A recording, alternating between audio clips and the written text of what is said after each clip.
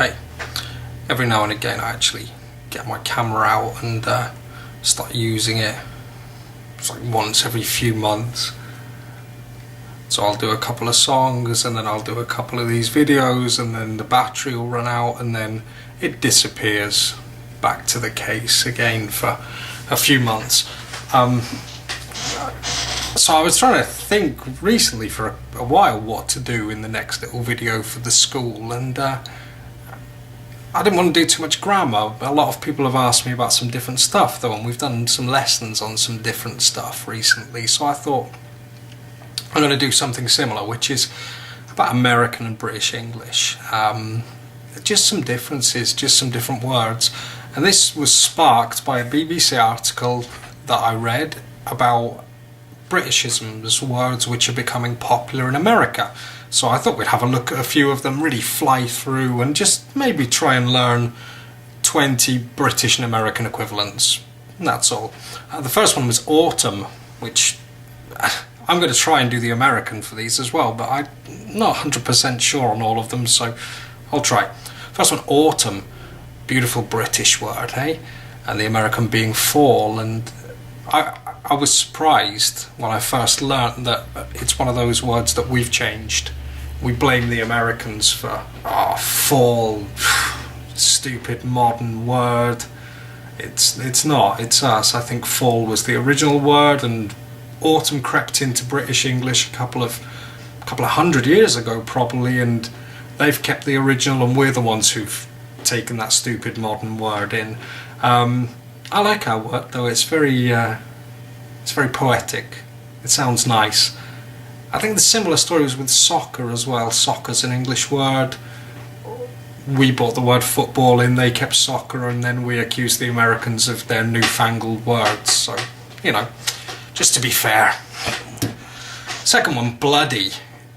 And these are all words as well that the Americans can't say. You get an American guy saying the word bloody, it sounds ridiculous. It sounds really strange. They can't pronounce it right. It just sounds fake and artificial in a sentence. Like when they say rubbish as well instead of trash or garbage. That's two extras. Bloody, I don't know what they'd say. Like, we'd say it's bloody good, it's bloody great, it's bloody cold.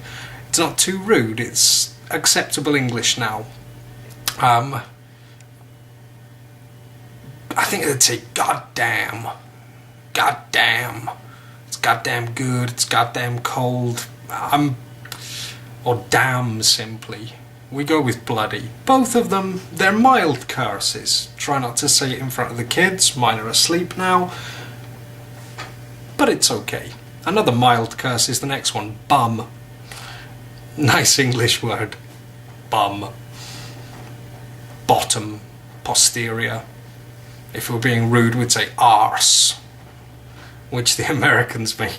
They say arse instead of ass. Sometimes, and they sound funny doing that as well. I don't think they use the word bum, because I guess a bum for an American is a guy who's homeless and doesn't work, or just a guy who doesn't work a lot, or woman who doesn't work and kind of bums off the state or other people and doesn't earn his own money. So they'd say maybe, I don't know, ass, and their nice word might be fanny, which, friends of the if you've seen The Office, you'll know where I'm going with that. Okay, next one, holiday. Americans say vacation. Next one, beautiful English word, fancy. I fancy a cup of tea. Ooh, do you fancy going out? I fancy you. Americans can't say that. They might, I don't know if they say I fancy a tea. They may do that and it may sound okay, but they would certainly sound strange saying I fancy you. They'd say I've got a crush on you. I don't know where that phrase comes from, but they have crushes on people. We fancy people. We both want the same thing. Okay, loo. I love that English word, loo. Where's the loo? Where's the loo, please? For toilet. Really polite way of saying toilet. The Americans would probably say restroom. Where's the restroom? Where's the bathroom? We'd say, where's the loo? Okay, English word mate. Right, mate. Could you help us out, mate? Excuse me, mate. So universal, you hear it everywhere in England. Americans would use dude. Oh, I think the new dude, I think dude is probably really 1996 now. Probably the new dude is brah. Hey, brah. You know, for me that's a bra. You know, that holds up women's breasts, but for them maybe bra. Okay, mobile, cell phone. 3 English words now. Strangely, the first one's English because it's obviously from Jim Henson, which is muppet or numpty or twit, which all mean a kind of silly person. Oh, you muppet, you numpty. Oh, I'm such a twit. And I think they'd say, what would they say? I can't think of anything apart from asshole. You doofus. They may say doofus for that one. Okay. Next one, pop over. I want to pop over to your house. They'd say drop by. But they wouldn't say it in a drop by accent. They'd say it in a more go on, drop by. Ah, that's awful. Sorry, America. Okay, queue. We say queue, they say line. We say to queue, they say to wait in line. Roundabout, those things English people love to drive around, would be... They have intersections instead of junctions or crossroads. They call it an intersection. Maybe a roundabout is called a traffic island. I don't know. I'd have to ask someone. Row. Oh, that's a nice word. Well, it's not a nice word. It's when, you know, husband and wife are arguing and shouting at each other. That's a row. In America, that's probably a domestic... I don't know, I'm trying to think of cop shows. What do they call them to?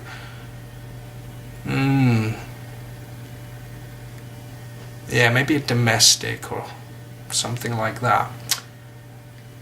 The next one I'm not going to say, just in case children are watching. Skint. I've got no money, I'm totally skint. I think the Americans would say they're broke. I'm broke. Which we use in England too, but we use skint is a much more English word. And a good English record label. If it's still going, I don't know. Okay, now there's 2 areas which I really noticed loads of these, which is clothes. We would have a tank top, which is, if I'm wearing a shirt, I may wear on top of it a sleeveless, with no sleeves, little sweater. We'd call that a tank top. They would call that a sweater vest. What we would call a vest, which would be maybe under my t-shirt, another t-shirt just to keep me warm, they would call an undershirt. What we would call pants, so I'm wearing what we would call pants, they would call just underwear, I guess, or jockeys or something like that. And what we would call knickers, which are pants for ladies, they would call panties. And what we would call trousers, they would call pants. So just to recap, pants for them is underwear or jockeys, knickers is panties, and our trousers is their pants. I'm confused. Okay, trainers, English word trainers, American word sneakers, never liked that one. And we have the word wellies. I don't know what they have for wellies, which are big rubber boots that you wear when you go into big puddles of water or into rivers and things.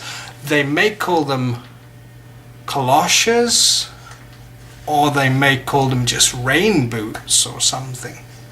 And the second area, which is you find out when you have kids, is they have different words for everything. You can't talk to an American about buying anything for your kids because they don't understand you. You have to really work out what each other's going on about. First one is the pram, which is the big thing that you push your baby in. When it's a small baby, it lies down and you push it. And the Americans call that a baby carriage. Then when the baby gets a bit bigger, it sits up and you walk pushing this thing, and that's called a pushchair, where the kid's sitting, or a buggy in English, and they call it a stroller, because you go for a stroll with it. Babies go to the toilet every day, 8 times a day, in a nappy in Britain, and in a diaper in America, and what we call a dummy, which Lisa Simpson has in her mouth all the time, they call a pacifier, which kind of, the name just, they say what it does, you know, and that's what they do. Okay, the main question here, people ask, is it important? Do you need to know? Do you need to know 2 sets of vocab? It's so confusing knowing two different languages, basically. I'll let you into a secret. We never have a conversation where it's me and an American person and we're thinking, I can't talk to this guy, I don't understand him. It's easy enough. I've got this book of Scrabble secrets here, actually. Which way up should I be? This way, underneath mine, which was holding up the camera.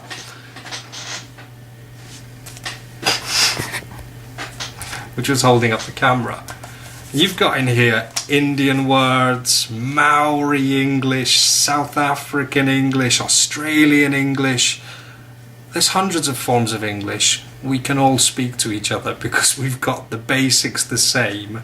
What we then have are unusual or strange or small words. And if it's something unusual and strange, it's probably because we don't need it in our language, that we don't have the same word. So sometimes we don't know what they're talking about, or it's something local or specific. Then they explain it to us. And if it's something important like autumn, fall, we know. And when we're talking to foreign people, we make it easy for them. We don't use too many Americanisms mixed with Britishisms. We keep it easy, so don't worry too much.